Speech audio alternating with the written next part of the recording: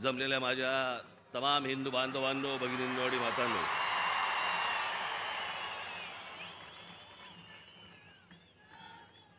असं वाटतंय सभा सिमल्याला आहे.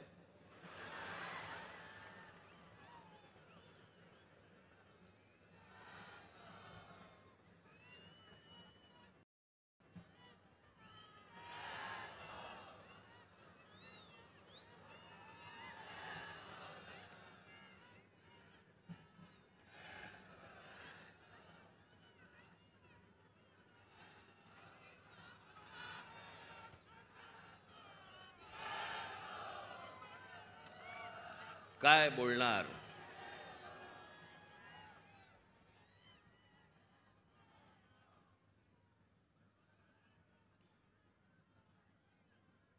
जवळपास 5 वर्षानंतर या खास करून महाराष्ट्रामध्ये निवडणुका होत आहेत.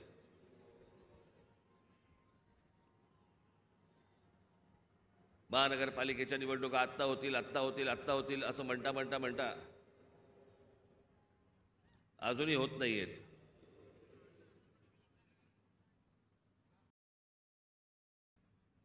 त्याच्यामुळे 2019ला ज्या निवडणुका झाल्या त्याच्यानंतर आज 2024ला निवडणुका होत आहेत आणि सगळे आचारसंहितावाले सगळे जागे झालेत. काल मी एक बातमी वाचली की आचारसंहितेसाठी म्हणून निवडणुकीसाठी म्हणून महानगरपालिकेची जेवढी हॉस्पिटल्स आहेत तिकडचे डॉक्टर्स आणि नर्सेस यांना निवडणुकीच्या कामावरती जुंपवलंय.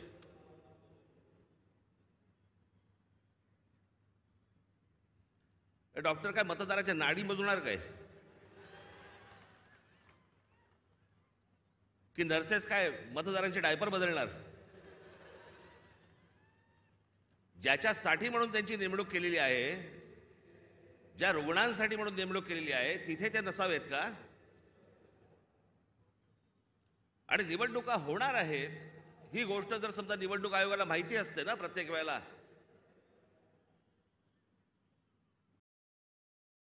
एक पॅरलल फळी का नाही उभी करत तुम्ही? दरवेळेला आपल्या काहीतरी शालेय शिक्षक घ्यायचे, नर्सेस घ्यायच्या, डॉक्टर्स घ्यायचे, हे कुठचे उपद्व्याप?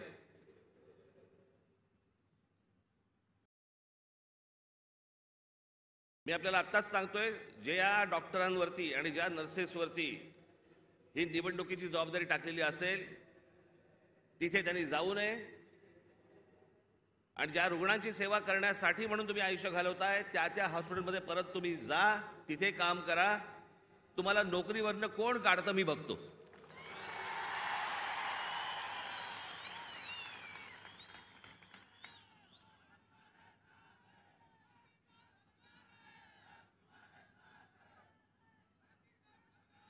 आज सगळेजण तुम्ही महाराष्ट्राच्या कानाकोपऱ्यातनं सर्वजण आलात. सर्वप्रथम मी आपल्या सर्वांना गुढीपाडव्याच्या मनपूर्वक शुभेच्छा देतो. आज सणासुदीचा दिवस असून देखील या अशा प्रकारच्या सभा नुसत्याच होत नसतात. त्याला एक पोलीस यंत्रणेवरती देखील एक ताण असतो. पण आपल्या सणासुदीच्या दिवशी सगळ्या गोष्टी बाजूला सारून अशा कामांना ज्यावेळेला पोलीस माझे सहकारी ज्यावेळेला जुंपलेले असतात, त्या सर्व पोलीस अधिकाऱ्यांचे, माझे कॉन्स्टेबल माता भगिनी यांचे मी दिलगिरी व्यक्त करतो की त्यांना या सगळ्या याच्यामध्ये काम करावं लागतंय. पण तुम्हालाही मनपूर्वक गुढीपाडव्याच्या मनपूर्वक शुभेच्छा.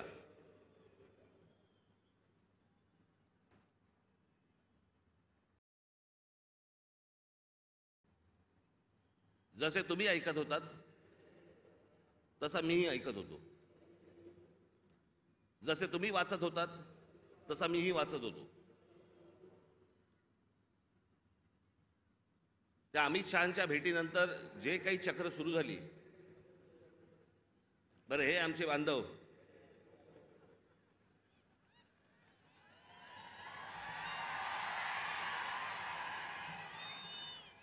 त्यांचा काही दोष नाही, चॅनल बोलले म्हणजे रोजची चॅनल्स, त्याला मी एक नाव ठेवलंय, आज मला असे वाटते. लोकांना विचारायला कशाला पाहिजे, राजकारणाला विचारायला कशाला पाहिजे, दे ठोकून आपली बातमी. वाटेल त्या बातम्या चालू होत्या, वाटेल त्या बातम्या. मी आपला एन्जॉय करत होतो. तुम्हाला काय बोलायचं ते बोला, मला जेव्हा बोलायचं तेव्हा मी बोलीन. त्या अमित शहांना भेटायला गेलो दिल्लीला.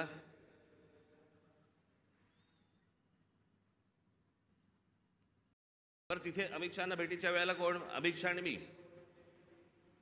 तुम्हाला कुठून रे कळलं?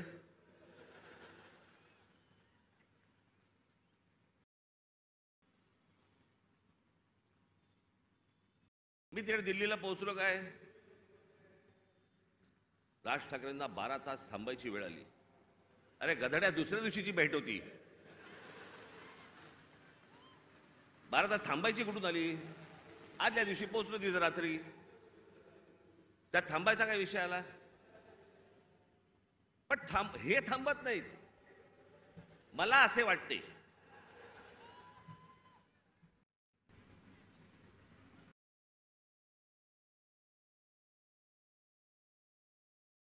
तिकडे काही पत्रकार मला भेटले.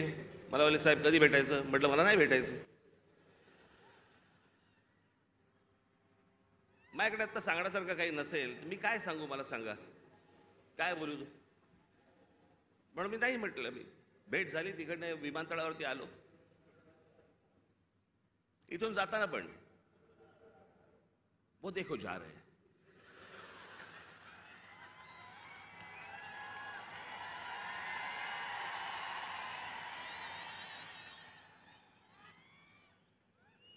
हल्ली हे असतात, पूर्वी ते आचारसंहितावाले असायचे, कुठेही कॅमेरा घेऊन जायचे.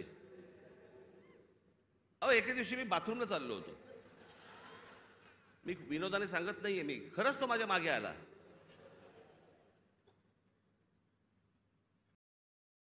म्हटलं पुढे काय करायचं ठरवलंयस?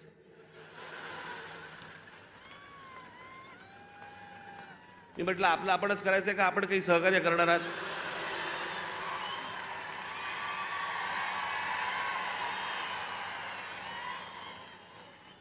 कुठे जरा मोकळीक म्हणून नाही. मी इथे माझ्या इकडे घराच्या बाहेर पत्रकार बिचारे ते बसलेले असतात, त्यांना काही. मी म्हटलं अरे एखादी गोष्ट ठरली, समजा निवडणुकीच्या संदर्भात ठरली, तर मी येऊन सांगीन ना की लपून लपून निवडणुका लढीन. कोणाला सांगू नको, मतदारांना कळवू नको मी निवडणूक लढवतोय. म्हटलं अरे जर समजा काही ठरलं तर पत्रकार परिषद घेईन, भाषण करीन, येऊन सांगीन की बाबा असं असं अशाच्या गोष्टी ठरल्या आहेत. मग त्यांच्या लक्षात आलं की आता अमित शहाच्या भेटीनंतर काय होत नाहीये, पुढे काही मिळत नाही आपल्याला.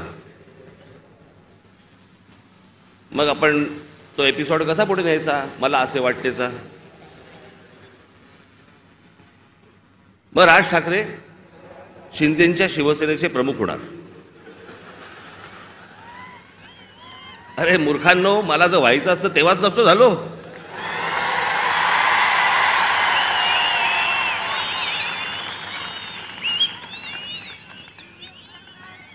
या माझ्या घरी इथे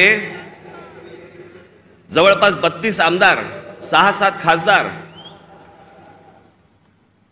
आपण एकत्र बाहेर पडू आणि काय मग नंतर माझा महाराष्ट्र दौरा सुरू झाला. तोपर्यंत इकडे सगळे काहीतरी बांधणी सुरू होती. मी आता काही नावं नाही घेत कोणाची.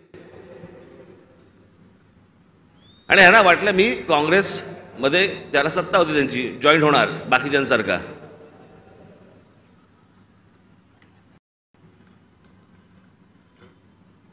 मी त्याला पहिल्यांदाच सांगितलं, म्हटलं मला पक्ष फोडून कुठचीही गोष्ट करायची नाही.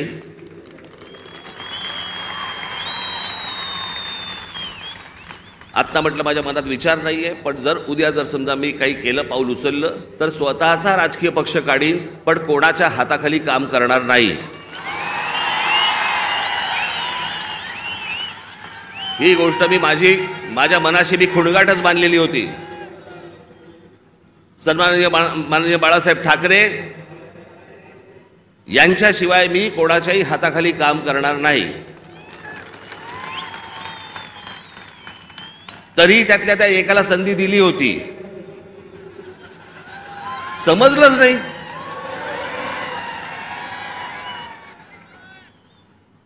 जाऊन दे, पण तो झाला भूतकाळ.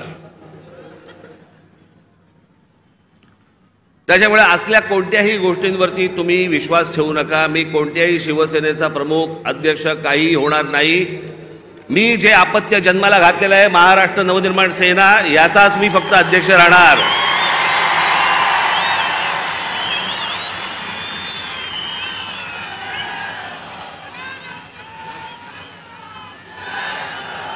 तुमच्या सगळ्यांच्या विश्वासावरती हा जो पक्ष आजपर्यंत उभा केलेला आहे, त्याला 18 वर्ष झाली आहेत.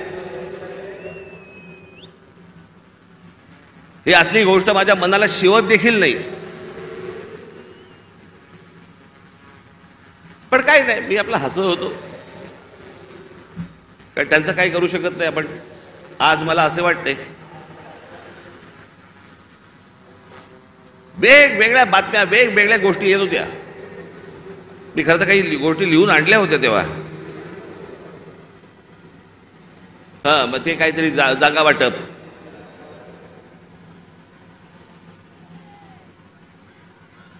जागा वाटपाबद्दल चर्चा झाली. पण मी तुम्हाला खरं सांगू ना, मी शेवटचा जागा वाटपाच्या चर्चेला जो बसलो होतो 1995 साली, त्याच्यानंतर मी आजपर्यंत जागा वाटपाच्या चर्चेला मी कधी बसलो नाही. त्याच्यामुळे माझं टेम्परामेंटच नाही.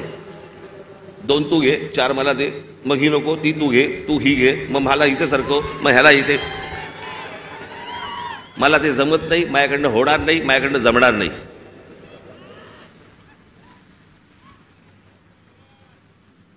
मला सांगितलं, आमच्या निशाणीवरती लढा. हे रेल्वे इंजिन आहे ना, हे तुमच्या कष्टाने कमवलेलं चिन्ह आहे. माझ्याकडे आयतं आलेलं नाही, सहज आलंय चिन्ह म्हणून आता मी त्याच्यावरती लढवायचं अजिबात नाही.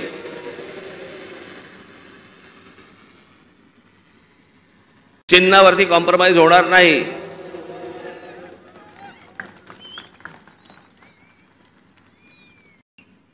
दिल्लीला गेलेले हे ठाकरे पहिलेच. पत्रकारांना माहीत नसतं, काही माहिती नसतात, जुन्या गोष्टी काही कल्पना नसते. आत्ताच्या काही गोष्टी माहिती असतात, त्याच्यावरती आपले बस रेटायचं.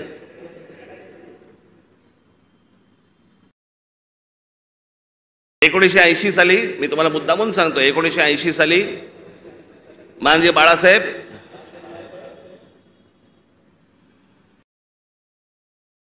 दिल्लीला इंदिराजींना भेटायला गेले होते, संजय गांधींना भेटायला गेले होते. आणि भेटीला जायला काय प्रॉब्लेम आहे मला कळत नाही. मला अनेक लोक येऊन घरी भेटतात, म्हणून मी काय समजायचं, वार हे आता माझ्या घरी भेटायला आलेत मला, आता असं नाही समजत. कोणी कोणाकडे भेटायला जात असतात, गोष्टी लोक जात असतात. त्यात मोठेपणा आणि कमीपणा कसला आला. वर्ष 1.5 वर्ष झाले आपले महाराष्ट्राचे मुख्यमंत्री माझ्याशी बोलतायत,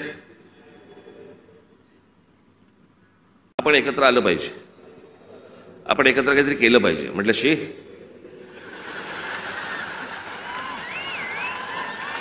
म्हटलं काय केलं पाहिजे.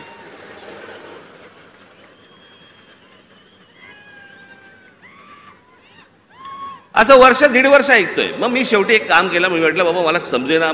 मला देवेंद्रजी पण सांगत होते, फडणवीस, एकनाथजी पण सांगत होते आपण एकत्र आलं पाहिजे, एकत्र आलं पाहिजे. म्हटलं एकत्र आलं पाहिजे म्हणजे काय.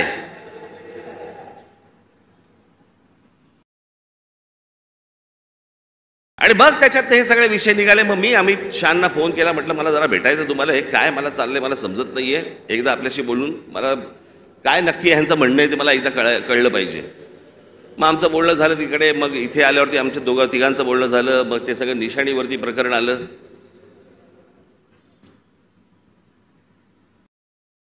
मग लगेच सुरू झाले एका भेटीत, एका दौऱ्यात.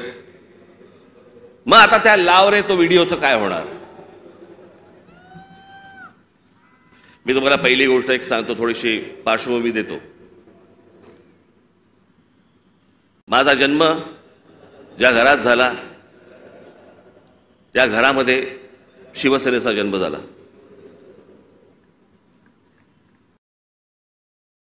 मी पहिल्यापासून जे पाहत आलो ती माननीय बाळासाहेबांची शिवसेना पाहत आलो. लहान असल्यापासून त्यांच्याबरोबर हिंडलो फिरलो, अनेक ठिकाणी गेलो, अनेक सभांना गेलो, चॅलेंज सभांना गेलो.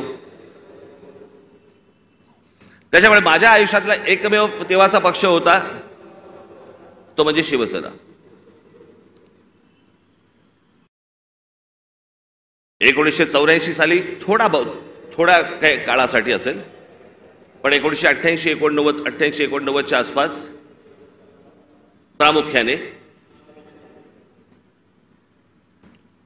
भारतीय जनता पक्ष आणि शिवसेनेची युती झाली. आणि ती युती झाल्यानंतर शिवसेनेबरोबर जर सर्वाधिक माझे संबंध कोणाबरोबर आले असतील तर ते भारतीय जनता पक्षाबरोबर आले.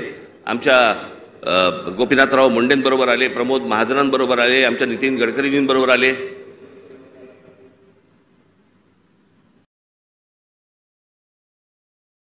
आणि ह्यांच्याबरोबरचे जे माझे संबंध होते हे राजकारणाच्या पलीकडचे पण होते.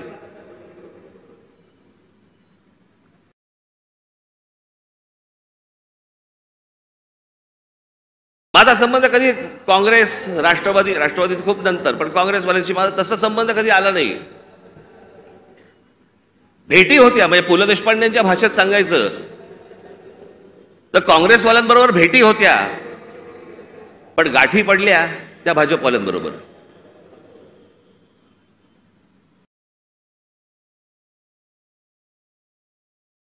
त्याच्यामुळे अनेक वेळेला त्यांच्याबरोबर माझे अगदी चांगले संबंध तेव्हापासून प्रस्थापित झाले. मग आमचे प्रमोदजी गेले, मग त्या दरम्यान मी गुजरात दौऱ्यावरती गेलो. नरेंद्र मोदी यांच्याबरोबर माझे संबंध प्रस्थापित झाले. मी गुजरात पाहिला, त्यावेळेला खूप चालू होतं की गुजरातमध्ये कशा प्रकारची प्रगती होते, कशा प्रकारची डेव्हलपमेंट होते.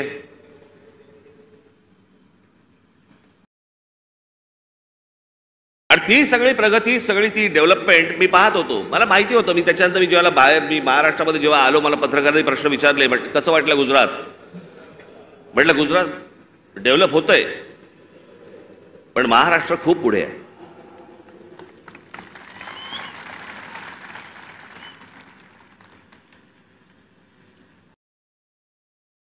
आणि मग त्यावेळेला ते जसे जसे त्यांच्याबरोबरचे संबंध माझे प्रस्थापित व्हायला लागले, एक वेळ आली या देशामध्ये हा राज ठाकरे पहिला माणूस होता ज्यांनी या देशाचे पंतप्रधान नरेंद्र मोदी व्हावेत असं बोलणारा पहिला माणूस मी होतो. त्यांच्याही पक्षातलं कोणी बोललं नव्हतं तोपर्यंत.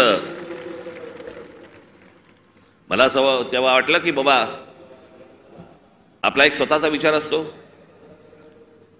त्याच्यात माणसं बोलत असतात, माणसं काही गोष्टी सांगत असतात, माणसं स्वप्न दाखवत असतात. स्वप्न सत्यामध्ये उतरावीत अशी प्रत्येकाची अपेक्षा असते, आशा असते. आणि मग ज्या वेळेला 2014ची निवडणूक झाली, 2014च्या निवडणुकीच्या अगोदर मी काही अनेक भाषणं त्यांची ऐकत होतो, आणि 2014ची निवडणूक झाल्यानंतर मला असं वाटलं, अरे मी जे ऐकत होतो ते आता मला या 5 वर्षात दिसत नाहीये. काहीतरी वेगळ्याच गोष्टी दिसत आहेत. नोटबंदी काय दिसते, बुलेट ट्रेन काय दिसते. मी तुम्हाला आजही सांगतो, ज्या गोष्टी मला पटलेल्या नाहीत त्या मला पटलेल्या नाहीत. उद्या कितीही संबंध परत चांगले झाले किंवा नाही झाले तरी ज्या गोष्टी मला चांगल्या वाटल्या स्वागत करणार, ज्या गोष्टी नाही पटल्या विरोध करणार. ज्या माणसावरती सर्वाधिक विश्वास असतो, 30 वर्षानंतर राजीव गांधींची सत्ता आली होती 1984 साली, त्याच्यानंतर 20-30 वर्षानंतर एका माणसाच्या हातात या देशाचं बहुमत आलं. मी विचार करतो या देशाचं काय काय गोष्टी होऊ शकतात, काय काय गोष्टी घडू शकतात.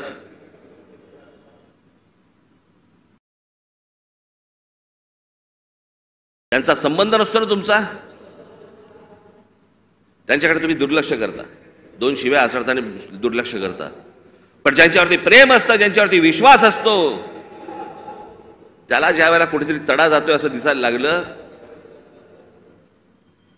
तर तो जो राग आपला असतो, तो राग आणि माझा राग तर टोकाचा आहे. मी महाराष्ट्रावरती प्रेम करतो, महाराष्ट्रातल्या मराठी माणसांवरती प्रेम करतो, महाराष्ट्रातल्या मराठी भाषेवरती प्रेम करतो, टोकाचं प्रेम करतो.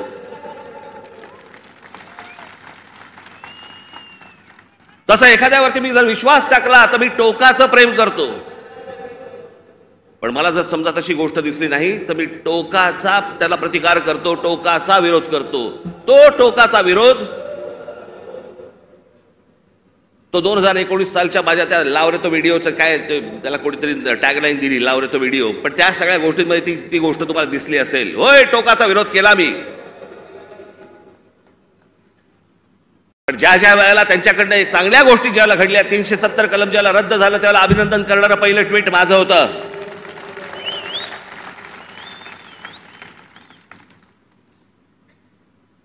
गेल्या 5 वर्षामध्ये ज्या गोष्टी चांगल्या गोष्टी घडलेल्या आहेत त्याचं अभिनंदन केलंय, स्वागत केलेलं आहे. एनआरसीच्या बाजूने मोर्चा काढलेला आहे. जी गोष्ट योग्य ती योग्य, जी गोष्ट अयोग्य अयोग्य. या देशाने अमिताभ बच्चन यांच्यावरती प्रेम केलं, मीही प्रेम केलं. पण ज्या वेळेला एक माणूस ज्या वेळेला मला असं वाटायला लागलं की अरे एका प्रांताचा विचार करतोय, मला नाही पटलं. पण त्या सगळ्या गोष्टींमध्ये जर समजा तुम्ही बघितलं तर त्याच्यामध्ये व्यक्तिगत टीका कुठेही नव्हती.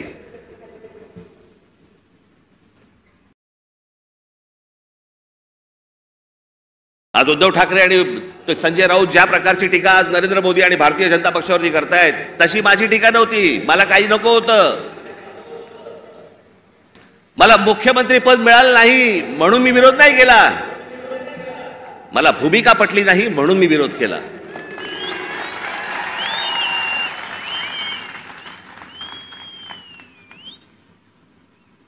आज हे विरोधामध्ये बोलतायत.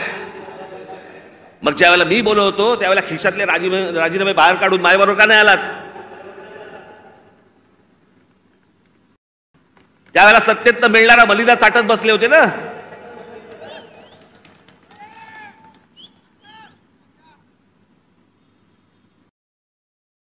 आज यांना या गोष्टी सुचतायत. याचं कारण तुमचा पक्ष फुटला म्हणून, याचं कारण तुम्हाला सत्तेत हाकलवलं म्हणून, तुमच्या स्वार्थासाठी म्हणून या सगळ्या गोष्टी तुम्ही केल्यात. मी त्या गोष्टी नाही केल्या. मला भूमिका नाही पटली म्हणून मी विरोध केला. मला त्याच्या बदल्यात काही हवं होतं म्हणून नाही विरोध केला.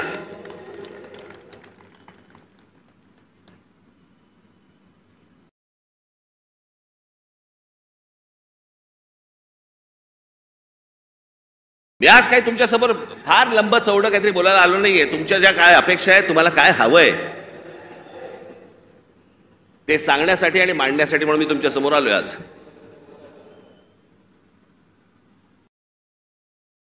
नरेंद्र मोदींकडनं कसं आहे, आज तरुण, आज आम्ही दुपारी बोलत होतो, 2006 साली ज्यावेळेला मी पहिलं महाराष्ट्र नवनिर्माण पक्ष स्थापन केल्यानंतरचं पहिलं भाषण ज्यावेळेला मी इथून केलं होतं,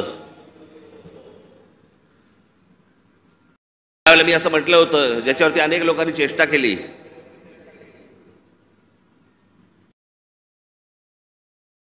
मी म्हटलं होतं की माझ्या महाराष्ट्रामधला शेतकरी हा जीन्स घालून ट्रॅक्टरवरती बसलेला मला शेतकरी मला अपेक्षित आहे, हवा आहे भविष्यात.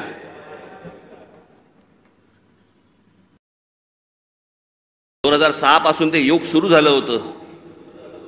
आज या जगामध्ये सगळ्यात तरुण जर देश कुठचा असेल, तरुण, तो आपला भारत देश आहे, हिंदुस्थान आहे. सर्वाधिक तरुण ना अमेरिका आहे, ना जपान आहे, ना अजून कुठचा देश आहे. आज फक्त भारत तरुण आहे.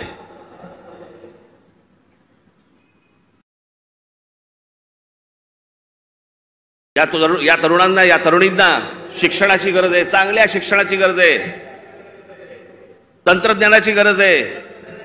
उत्तम नोकऱ्यांची गरज आहे, उत्तम व्यवसायाची गरज आहे, त्याच्यासाठीच्या मार्गदर्शनाची गरज आहे. त्याच्यासाठी म्हणून राज्य सरकार आणि केंद्र सरकारने आता काम केलं पाहिजे. आम्ही तेच बोलतो. आता जवळपास 18 वर्ष त्यातली निघून गेली, उरले फक्त 10 वर्ष. 10 वर्षानंतर हा देश पुन्हा वयस्कर व्हायला लागणार. तरुणांची संख्या कमी होणं माझी नरेंद्र मोदी यांच्याकडनं आज अपेक्षा आहे. बाकी सगळं सोडा, या तरुणांकडे, या भारतातल्या तरुणांकडे पहिल्यांदा लक्ष द्या.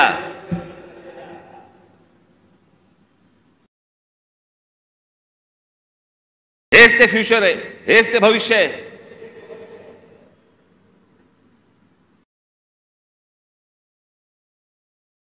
दुपारी बोलताना आमचा तोच विषय तोच होता की बाबा हे हा काळ कधी होता. प्रत्येक देशाचा एक काळ येतो.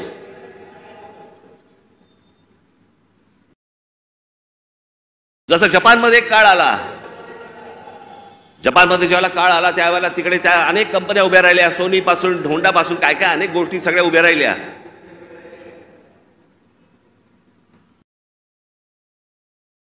अनेक व्यवसाय उभे राहिले, अनेक व्यावसायिक उभे राहिले. ज्याला घुसळून काढणं म्हणतो ना आपण, तसं सगळं अख्खा घुसळून निघाला तो देश. आज बघा कुठच्या कुठे असा हा देश घुसळून निघाला पाहिजे. तसं जर आज उद्या घडलं नाही तर सगळ्याच गोष्टींवरचा समाजाचा विश्वास उडून जाईल. या देशामध्ये दुसरं तिसरं काही होणार नाही. या देशामध्ये फक्त अराजक येईल.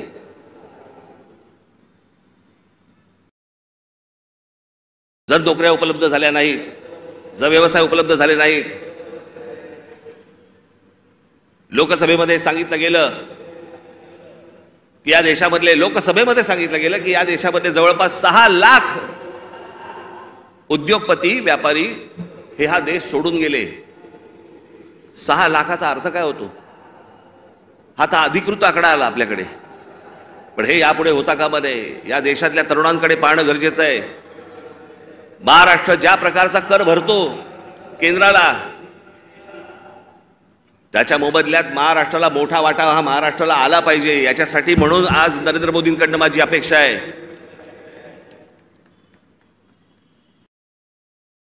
अनेक गोष्टींची अपेक्षा आहेत. पुढचं काय 5 वर्षात काय घडतंय, ही निवडणूक, येणारी लोकसभेची निवडणूक या देशाचं भविष्य ठरवणार आहे. की आपण खड्ड्यात जाणार आहोत का आपण वरती जाणार आहोत. या अनेक निवडणुका येतील, पुढे विधानसभेच्या निवडणुका येतील. आज हाणामाऱ्या चालू आहेत. पुढच्या विधानसभेच्या निवडणुकीत काय होईल? कोथळे बाहेर काढतील.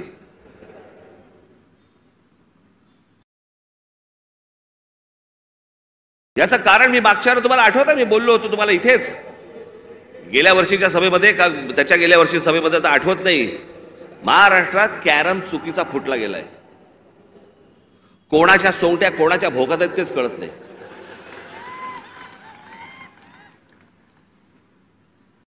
माणूस राजकारणातला आला की विचारावं लागतं कोणत्या पक्षात. मध्यंतरी मी आपल्या पुण्याला गेलो होतो नाट्य संमेलनाला. तिकडे 5 जण मला भेटायला आले, नगरसेवक होते राष्ट्रवादीचे. मला बोलले नमस्कार साहेब. म्हटलं नमस्कार. आम्ही राष्ट्रवादीचे नगरसेवक. म्हटलं कोणाचे? त्यातले 3 बोलले आम्ही दादाचे, 2 बोलले आम्ही शरद पवारांचे. अशी सगळी परिस्थिती या महाराष्ट्राची झालेली आहे. या महाराष्ट्रातनं पुढे जाताना आपल्याला मार्ग शोधायचा आहे, आपल्याला मार्ग काढायचा आहे. माझ्या महाराष्ट्र सैनिकांवरती विश्वास आहे. आपण योग्य मार्ग आपण या महाराष्ट्राला दाखवू, निश्चित दाखवू. पण माझी महाराष्ट्राकडनं देखील अपेक्षा आहे, माझ्या महाराष्ट्रातल्या मतदारांना देखील अपेक्षा आहे, माझी अपेक्षा आहे त्यांच्याकडनं. कृपा करून व्यभिचाराला राजमान्यता देऊ नका. ज्या प्रकारचं राजकारण या महाराष्ट्रामध्ये सुरू आहे, याला राजमान्यता जर समजा पुढे मिळत गेली, पुढचे दिवस भीषण आहेत.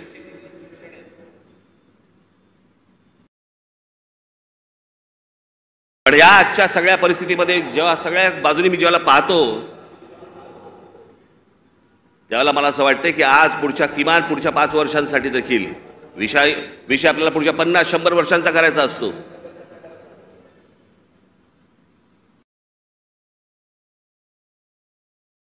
पण इथे ज्यावेळेला मी बसलो होतो, ज्यावेळेला देवेंद्र फडणवीस आणि मुख्यमंत्र्यांबरोबर, त्याच्यानंतर माझं आणि देवेंद्र फडणवीसांचं बोलणं झालं आणि मी म्हटलं की मला नको ते, म्हटलं तर मला त्या वाटाघाटी मला पाडू नका याच्यामध्ये.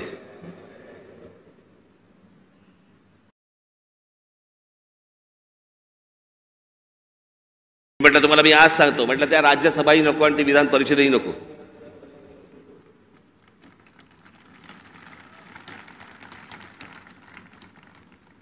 पण या देशाला चांगल्या खंबीर नेतृत्वाची गरज आहे, ज्याच्याकडनं माझ्या अपेक्षा आहेत त्याही पूर्ण झाल्या नाहीत तर राज ठाकरेचं तोंड आहेच. पण या पुढच्या काही भवितव्यासाठी म्हणून खंबीर नेतृत्वाची गरज असताना म्हणून मी त्यांना सांगितलं मला काही अपेक्षा नाही आहेत. महाराष्ट्र नवनिर्माण सेना, भारतीय जनता पक्ष, शिवसेना आणि एनसीपी, परंतु फक्त नरेंद्र मोदींसाठी बिनशर्त पाठिंबा देत आहे, हे मी आज आपल्या समोर सगळ्यांसमोर जाहीर करतो. आणि माझ्या गावागावातनं सगळ्या महाराष्ट्रामधनं आलेल्या माझ्या सर्व महाराष्ट्र सैनिकांना मला फक्त एकच सांगायचंय,